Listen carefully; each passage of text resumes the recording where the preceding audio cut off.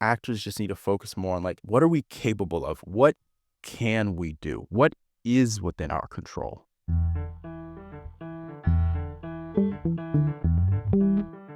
What's going on, everybody? My name is Hasia Muhammad, and you're listening to The Actor's Instrument.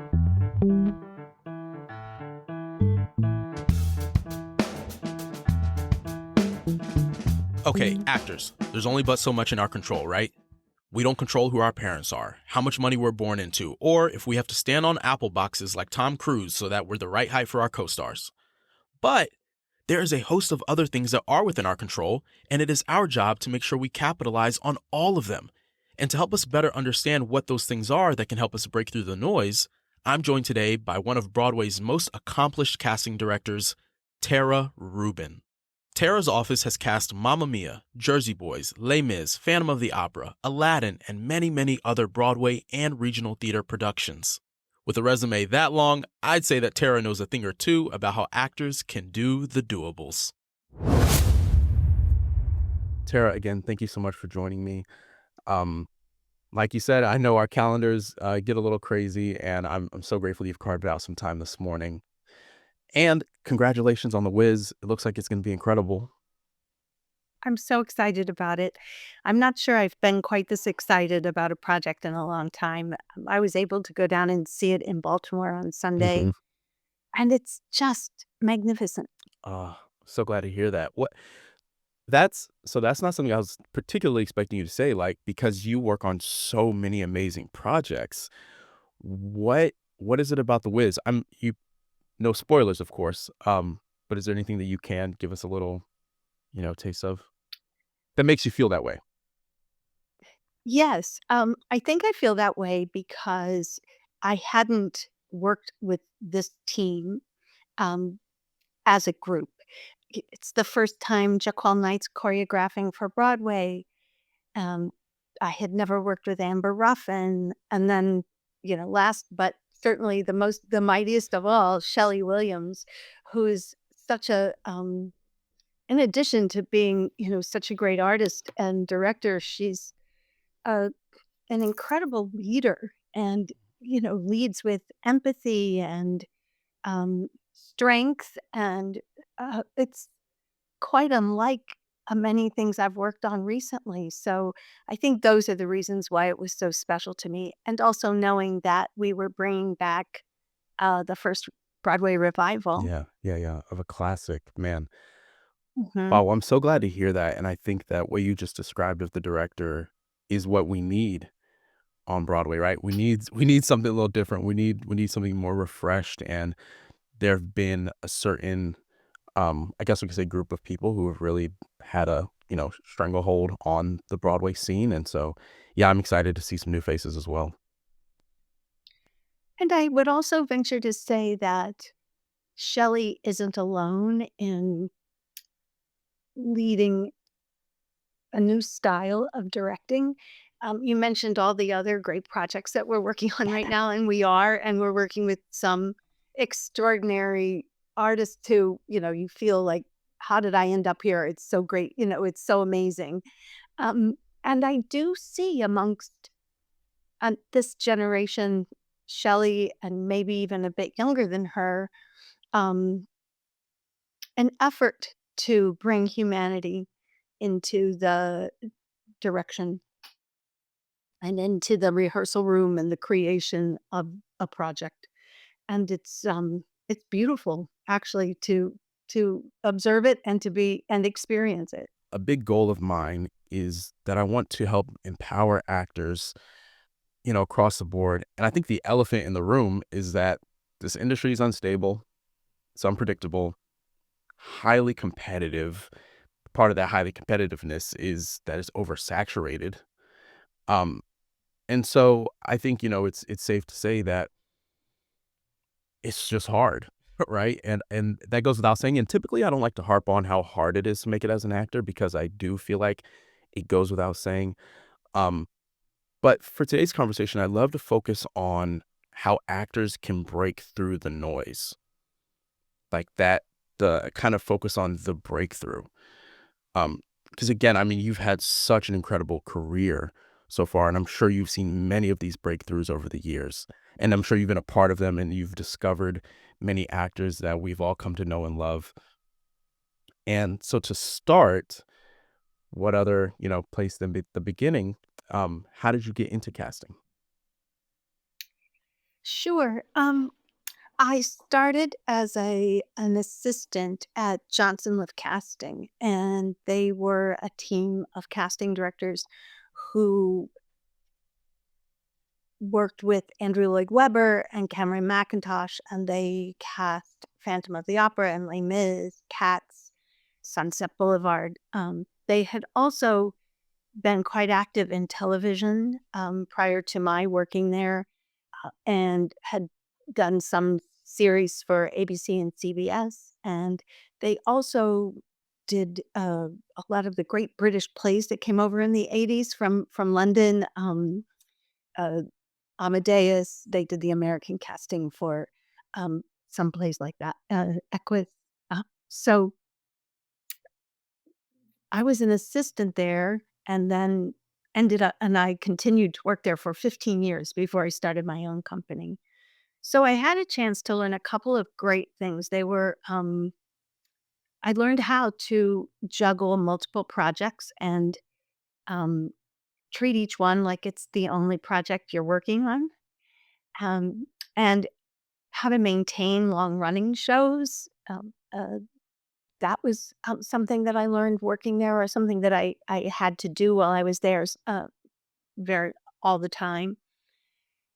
So that was a great training ground to, there wasn't really a training program the way we would do it at our office. It was sort of like, and, I think it was far enough back in time that there weren't really strong lines of demarcation between being an assistant or an associate or an actual casting director. So I was often simultaneously performing all 3 of those roles. So I would cast a project, and then I would go back and, set up auditions for a couple of days and be like, "Phew, I don't have to be a casting director today." Um and assist and be present with the casting directors on other projects. So it was, I think it gave me enough time um, in that kind of hyphenate situation to feel confident when I finally did work as a casting director full time. Sure, sure. Yeah, I always find it fascinating, the journey to becoming a casting director, because I'm like, I don't know, I've never met anybody growing up who was like, "When I grow up, I wanna be a casting director." So how different folks find their way to casting is just always a little fascinating to me. Yeah, I think you're right. I think that, there might be a little bit more of an attraction to, I call them the allied fields, in the theater, working in press, working in social media, working in casting.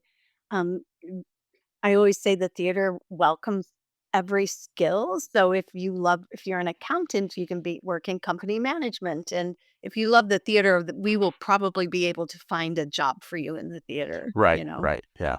And uh, from stagehands to, to casting and direction and set design.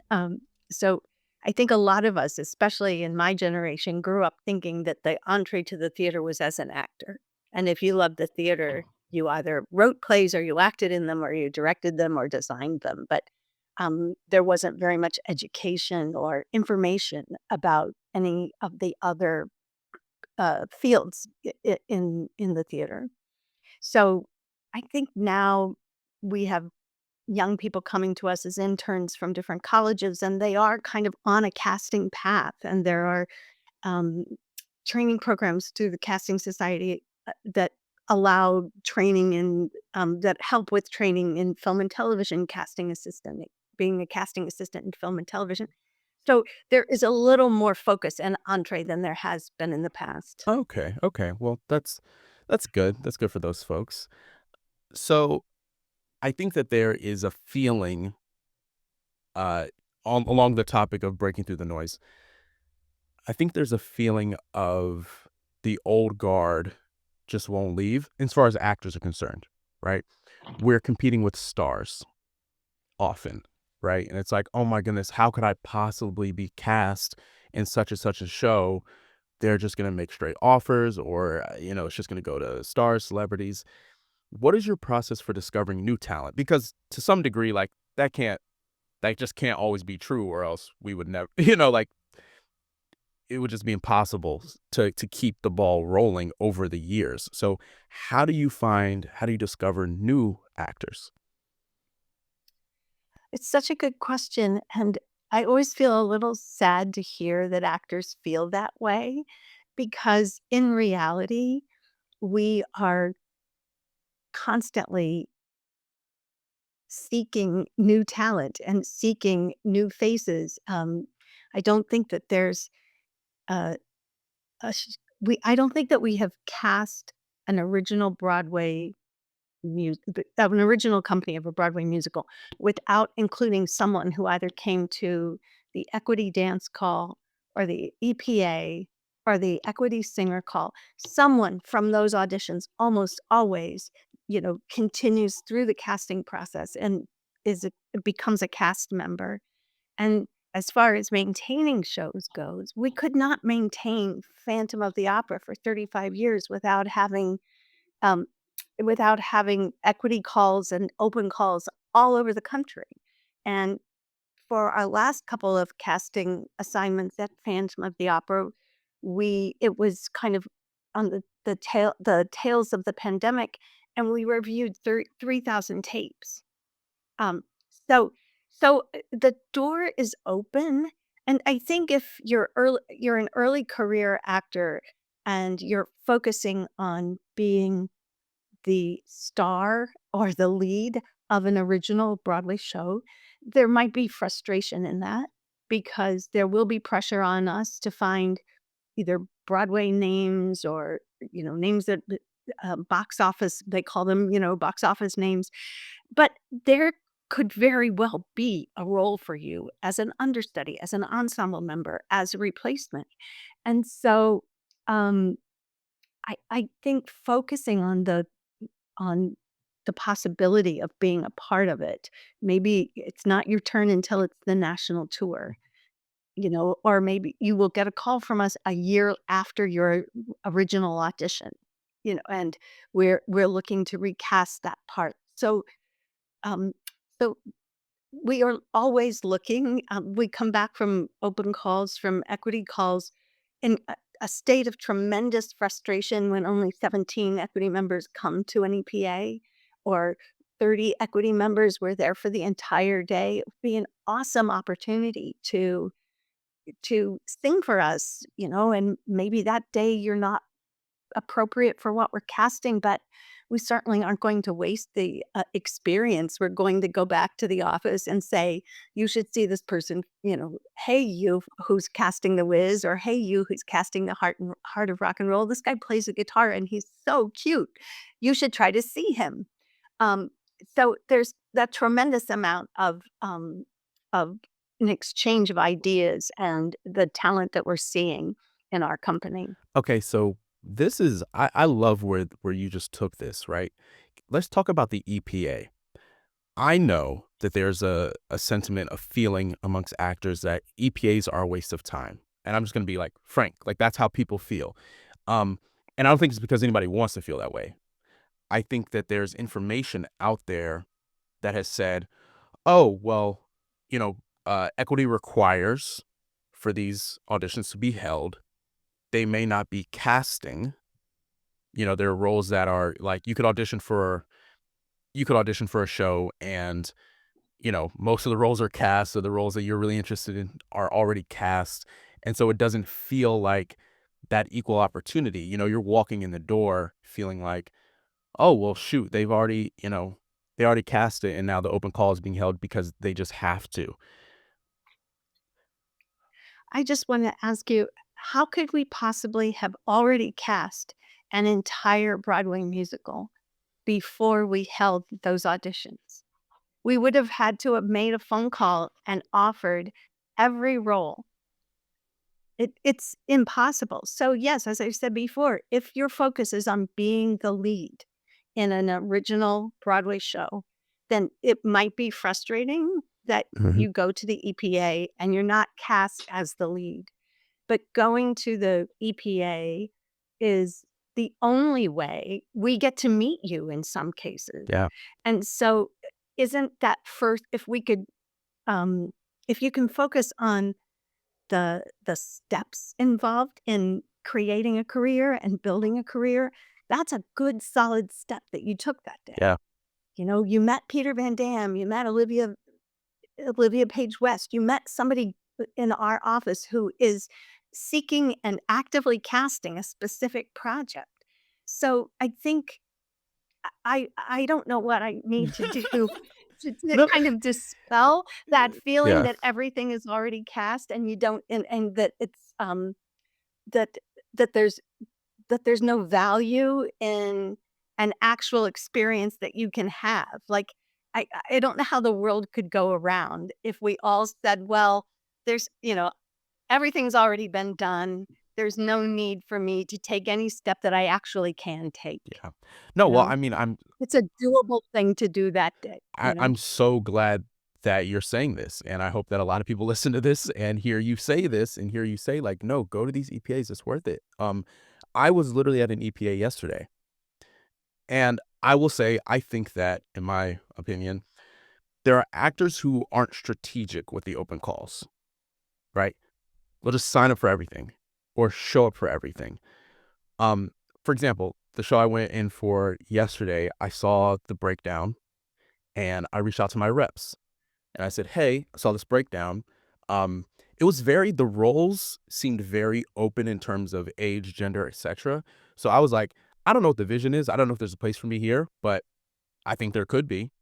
You know, they reached out to casting. Casting was like, "We love to see Hasim at the open call." Right. I was like, great, made a priority, cleared my schedule. I was like, I'm going to be there.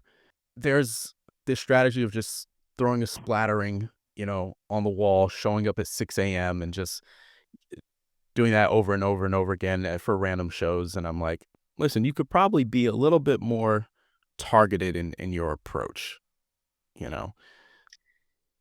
Well, I think that's, a really wise decision for you, and that seemed, to use your word, strategically sound, to approach it that way. Um, I I'm not sure that certainly if there's a description of a character in a breakdown and you don't fit it either, uh, because of your age or your race or your gender, if that character is a specific has been defined specifically in terms of those 3 aspects of identity, then yes, it would be random for you to go to that audition, but other than that, we never know, who might spark the imaginations of the people at the table. So they've told us that the character should be 40, but here's a, 28-ish person, and he brought so much to it. Like, let's put him in our mix too and just see if maybe that changes the the storytelling and the character it's himself. So um I think the more the actors can be generous in their assessment of what we're doing in terms of what they think about the casting process, or expansive might be a better word, and understand that it's kind of like an ongoing process. If I'm at an audition for this show, I and I see someone who isn't right for the whiz, it doesn't mean that we might not bring her back for a different show that we're working on, for Phantom of the Opera or for Les Mis or for whatever. And so, um, yeah, so I wish actors could understand that and understand that our system, our casting process is the best way we can do it, considering the job that we've been given. So if your agent tells you to go to that the casting said, "We'd like to see you at the open call," that's probably because producers have given them 4 hours to actually cast the play, or 1 day, or and so they're trying to utilize the open calls as much as possible. Mm, okay, that's actually, I hadn't thought about it that way, right? So, okay, so I guess just to make sure I understand what you're saying is they may have appointments, right, that are done through representation, and casting may say like, okay, well, that's such a short amount of time. Would love to see more people, and so that's how the oh, I never really thought about. I always thought it was just like, if you don't get an appointment, your chances are less because you didn't get an appointment. You know, Yeah, but I understand why people think that, and certainly we do. I would say the majority of our casting is done through appointment, but why would we possibly see someone at an open call and think that he's great and not bring him forward? Like, what would we be proving by doing that? right? You know? No, I mean like it's How would we be really doing our job if we did that, you know? no. Again, I love that you're saying all this because as you're saying it, it's like, yeah, of course, it's obvious, and like, what a waste of time it would be if you guys were holding multiple days of open calls for that information to go nowhere. And I think that what I'm hearing you saying, what actors need to hold on to, is that it's not necessarily about that job, right? It's about a relationship. Like you said, you get to meet, maybe you're meeting. I mean, yesterday, I've been in for this casting office many times over the year, and I met a brand new assistant who I'd never met before, right? And probably not an assistant, probably an associate or someone who has responsibility for casting the project because we're not allowed to send assistants to equity calls. Sure. So if they're the person who's in the room is on the casting team and has a position of authority on the casting team. Associate. Thank you for that correction. Thank you. Well, Um, it's not even a correction. I think a lot of times people tell me that I'm not going to the EPA because you've just sent an assistant or you've just sent an intern. And actually, it's not possible for us to do that. no, and that's, I mean, it's such an important distinction, and it's important that we use our words and our language very carefully because, like you said, it creates whole misconceptions. Because I've heard people tell me that before.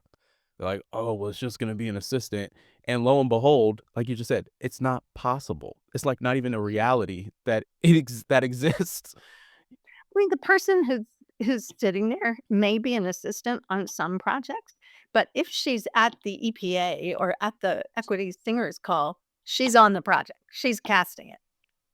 She's a Right. part of the team of people who are casting it. So, Yeah. So let's talk about appointments a little bit. So we just talk about open calls. How important is it? Because I think there's a large focus, especially for actors who just moved to the city. How important is it to have representation? And that's kind of a general question, but maybe to start. mhm. Um, it's a good question, and I know it's something that actors wrestle with.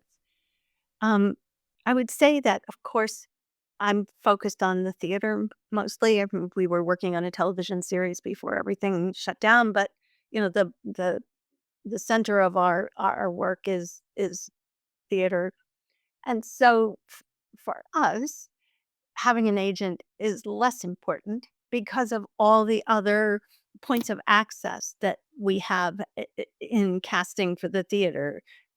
With so Yes, if you can find an agent who believes in you and is going to work hard for you, of course, that's an advantage. And it can help expand your scope beyond the theater to film and television, which we all know are, usually people's ultimate goals. Um, but if you don't have an agent, there are still a lot of things you can do to promote your career and to promote yourself as an artist. Yeah. Yeah, yeah. And I'm a big proponent of that as well. I think like you've got to be interested and invested in representing yourself first, you know.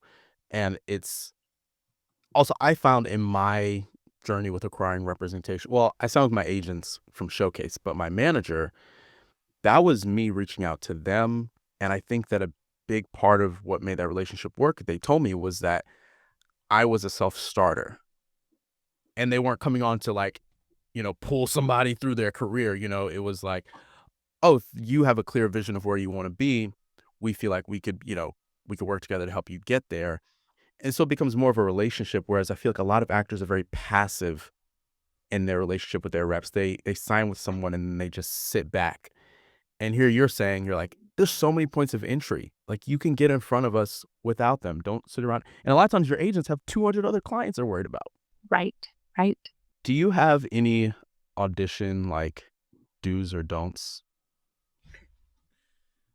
I feel like there's got to be some stories, right?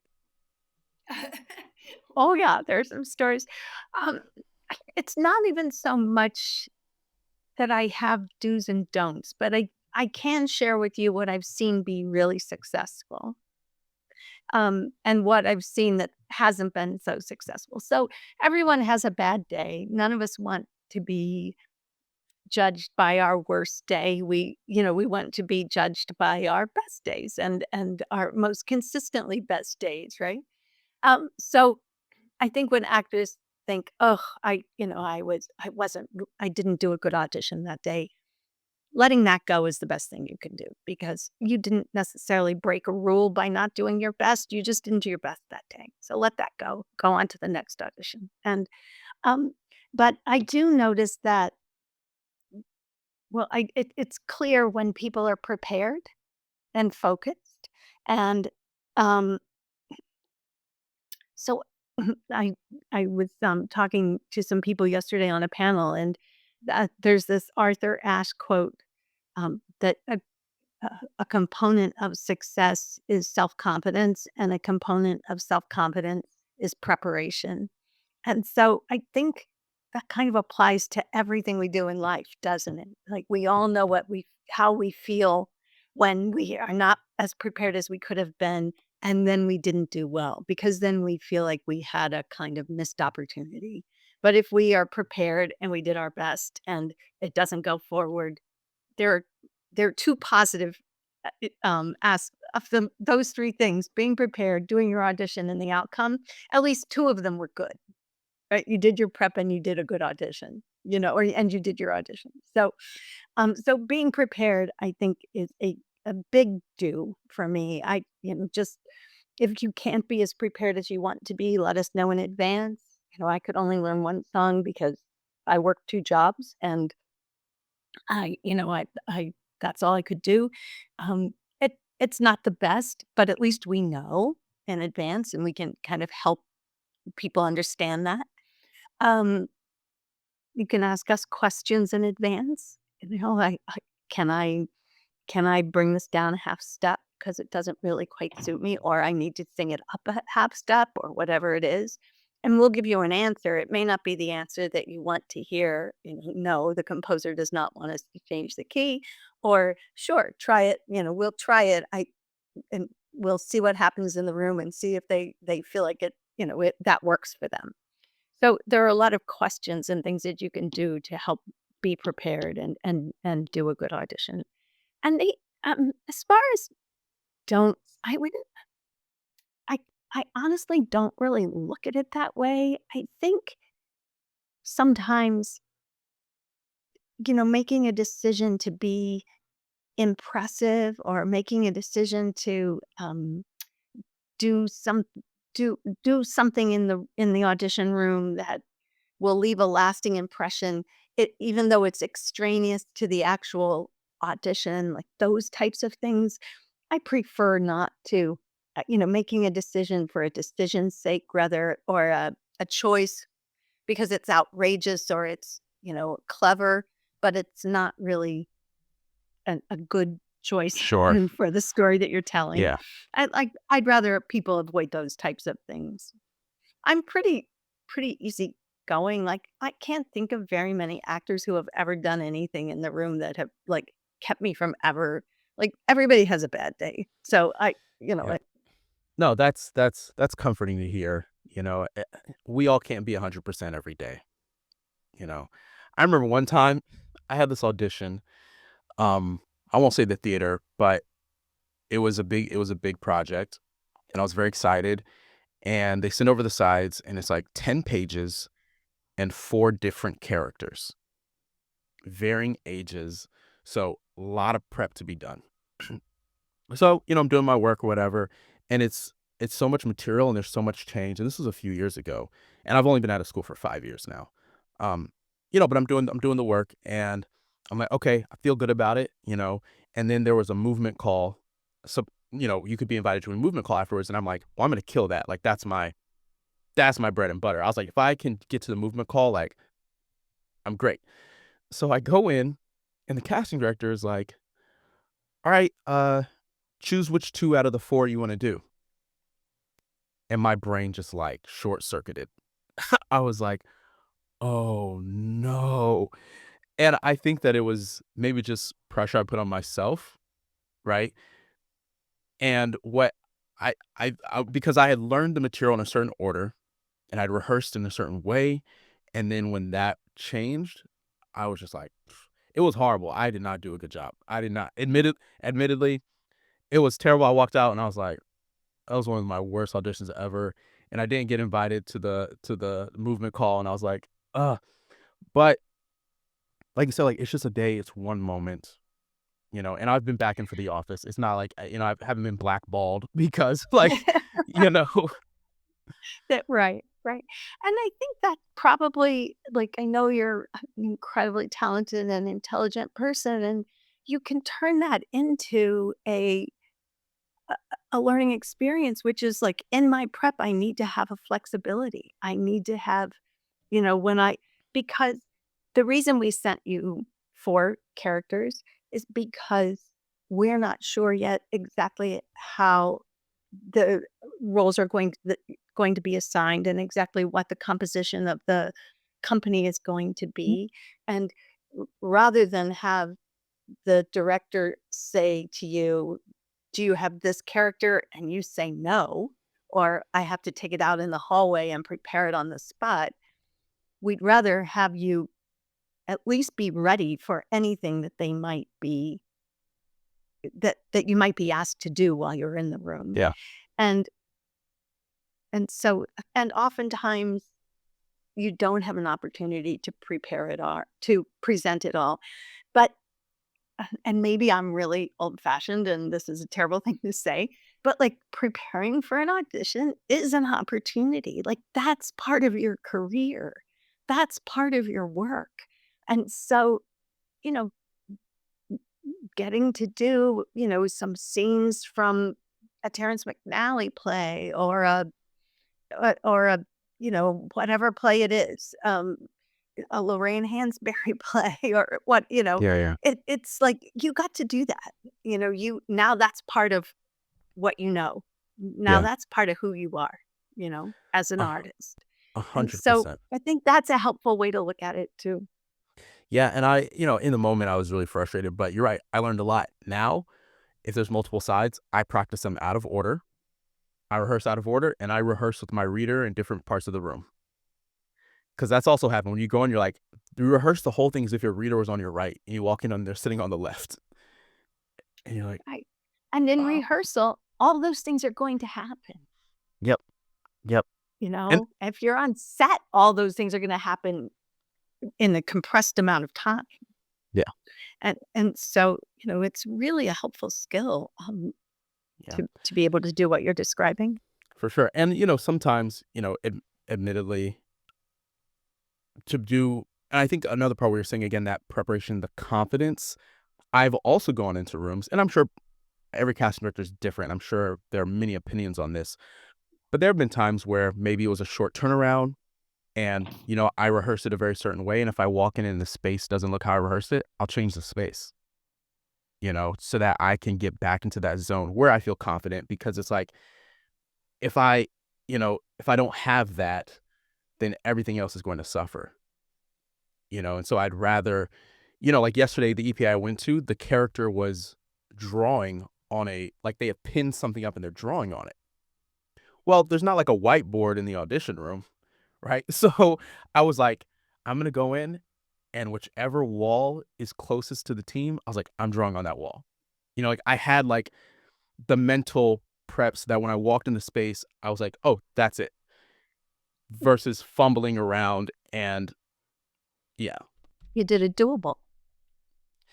And can we talk about these doables? Because I so Erica Hart was one of the first people I interviewed for this show, and she went, "Tara Rubin says, do the doables."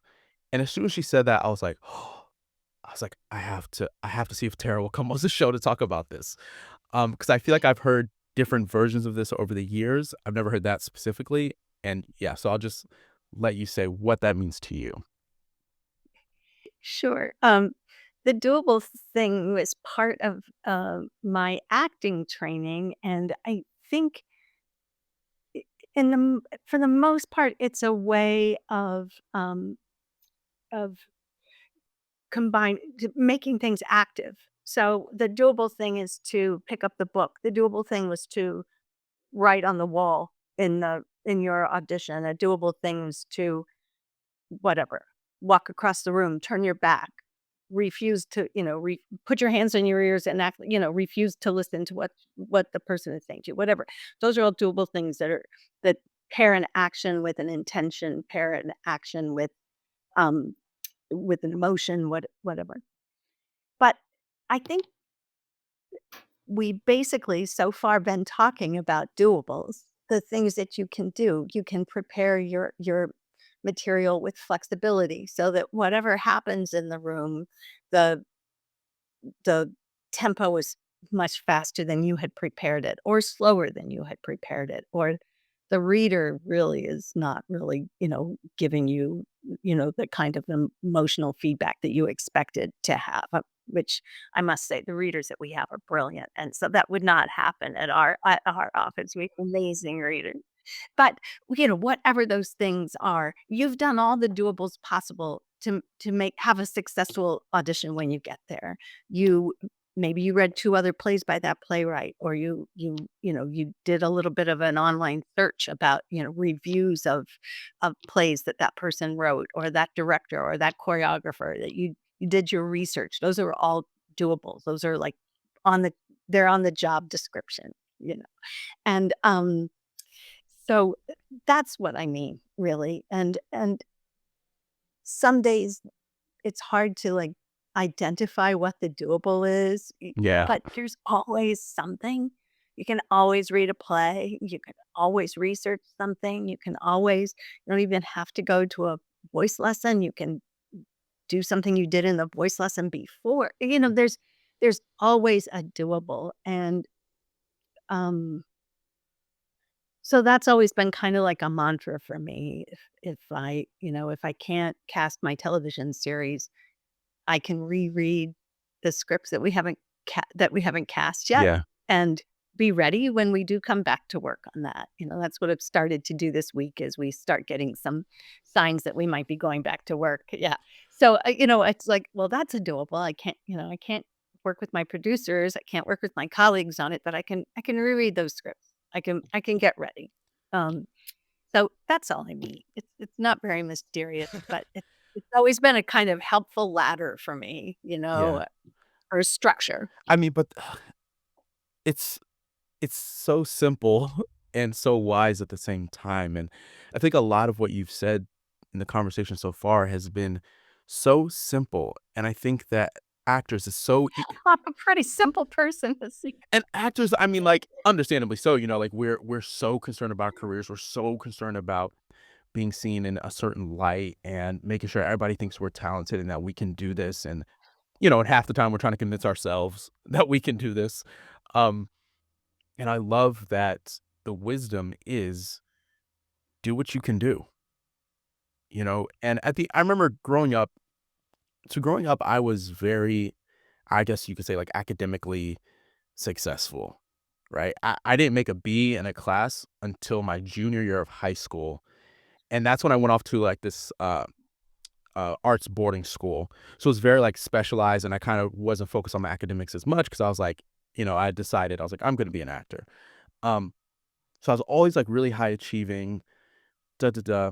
My father, when I'd bring home my report card, it'd say all A's, and he'd go, "Good job, proud of you." He goes, "I expect nothing less, but good job." And I remember him saying, because he would always say that to me, right? And it could come off as being, like, really tough, like, dang, he's making all A's. Like, can you have a little wiggle room? Um, Or also like a little bit you of know, right? Like a little like this kid's doing all the way from third grade when you first start getting grades until almost the end of high school. But he did have a conversation with me once where he said, he's like, Hasim, he's like, the reason why I expect you to get all A's is because I know that that's what you're capable of. He's like, I don't expect that of some of your siblings. And it's not that he doesn't think as highly of them. He's like, you're good at academics. Like that is a strength that you have, like excel, obviously you have your artistic talents, but he was like, I know that in the South Carolina public school system, the academics are not the hardest thing for you. And he was like, as long as you do your best, we're good. And he was like, if you ever brought home something that was questionable, I would just ask, did you do your best? I had a teacher in middle school once. I'll never forget this. Her name was Miss Terry Lewis. It was some project or whatever, and it was super easy for me. And so I just knocked it out, and she gave me a D. And I was like, "What?" I was like, "All these answers are correct." I got Right. E. I was like, "Wait a minute." And I was like, "All these answers are correct, right?" And she was like, "Yeah, but I know you could do so much more." And I never in my life and never since have had like an instructor say like, "I am evaluating you based on what you're capable of." And I think what I'm hearing from you is that actors just need to focus more on like, what are we capable of? What can we do? What is within our control? It's helpful, and I also think, those are 2 great blessings that you had in your upbringing to have such an understanding and support, like, that's true parental support, it's beautiful, and to have a teacher who would, just understand your capabilities and help you understand them, so those are great blessings, and I think I hope I haven't come off as being like, I have nothing but compassion and empathy for actors. I know what we ask you to do is prepare 10 pages of material and only hear 3 of them. And that you leave your heart and soul um in the room half of the time, and that we and we receive that with such respect and understanding, but you chose a career where that's on the job description too, and so the least I can do is be as, appreciative and respectful of it as I can. No, and you absolutely are coming off as incredibly, incredibly generous and grateful. And I think that a lot of times with actors, we disassociate from casting as, oh, they're on the other side of the table. And what I've come to learn, as I've met more casting personnel is like I tell a lot of actors, I'm like, they're just like us. I'm like, they're there to do a job. I mean, I've been a reader for many casting directors, and I watch kind of the tension when, the director turns to them and they're like, "Hey, why isn't this or that?" It's like I'm like, "Guys, that's their craft." Right? That they're in the practice of Yes. when they're calling us in, they're in their craft and they have people who are looking at them and saying, "You have to show up. You have to give us what we want." So I'm like, yeah, well, I say that and I'm curious, is there anything, any big thing that you just wish actors understood more about casting or the casting process? Well, I think we've covered a good bit of it in this. I'm really glad to have a chance to talk about the equity required auditions and how important they are to our process. So I thank you very much for having that be part of our discussion today. And yeah, understanding that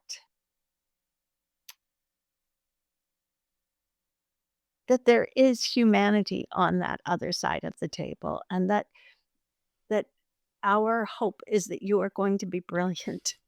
and that you'll be able to share your brilliance. That's a better way to put it. That our hope is that you will be able to share your brilliance with us in the room that day, you know, because then our job is that's a step for us completing our task, completing our assignment. Right. Um, Yeah. No, that's just humanity on the other side of the table. I love the way you phrase that. Yeah, and I mean, Tara, you've been so generous today. Like, I'm looking at my questions. I'm like, well, answered that. She answered that. She answered that. Because I have like my thematic question, which is like, it's called the actor's instrument, and it's like, what are the defining qualities that you see amongst actors who have achieved, success? What's that common denominator? And I feel like you've already answered that. That they're doing the doables, that they have the confidence and the preparation, and that ultimately it's simple, and you got to put yourself out there, and you have to, understand that you didn't say this, but what I've garnered is like, it's a marathon, not a sprint. yeah, it really It's not is. like if you don't get the lead in that one Broadway show from that one EPA, that's like, that is not a career, you know. Right, right, right. And yeah, I think you summarized it well. Well, thank you so much, Tara. Thank you for spending the Thank time. you. Yeah, and I'm so looking forward to the Wiz. I'm very excited. I just know, like, I keep seeing them because, like I said, one of my friends is in the cast, and he's like posting, like, behind the scenes stuff, and I'm like, they just look like they're having such a good time. Which, Yeah. And the audience is having a blast, which is, sometimes I think we forget that, like, the ultimate goal is for the audience to love this, right? right, right, we're doing it for someone else. Um, Right. well, so glad to hear that. That sounds like it's going to be a really dynamic combination. Yeah. Um, Great. thank you, Tara. Thank you. Hope to see you soon. Thank you for listening to The Actor's Instrument. I'm Hasia Muhammad, and you can follow me at Hasia Muhammad and the show at Actors Instrument Podcast on all social media platforms. The Actor's Instrument is a presentation of Red Letter Entertainment. Executive producers Adam Jellicourse, Serena Esposito, and yours truly. Be sure to subscribe wherever you get your podcasts and check us out at theactorsinstrument.com. We'll be back next Tuesday. Till next time, y'all. Peace.